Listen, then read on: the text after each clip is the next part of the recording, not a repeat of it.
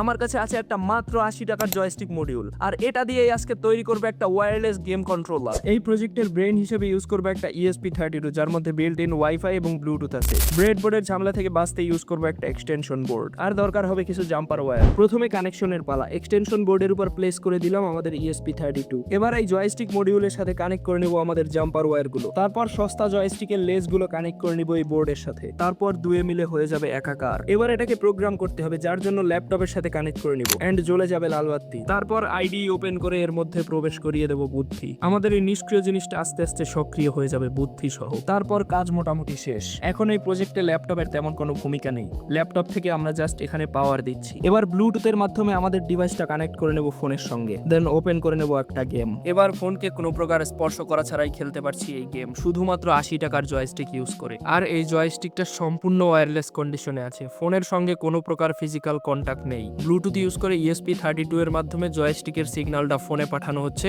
এবং সেই সিগন্যাল অনুসারে কন্ট্রোল হচ্ছে এই গেম। এই একই পদ্ধতিতে চাইলে পুরো একটা প্রফেশনাল কন্ট্রোলারই বানিয়ে ফেলা যায়, আর সামনে সেটাও বানাবো আমরা। আর এই একই জিনিস যদি আপনিও বানাতে চান তাহলে পুরো স্টেপ বাই স্টেপ টিউটোরিয়ালের জন্য দেখতে পারেন আমার ইউটিউব চ্যানেল। ভিডিও ভালো লাগলে শেয়ার করতে পারেন, আর সায়েন্স টেক ইঞ্জিনিয়ারিং ভালোবাসলে ফলো করতে পারেন।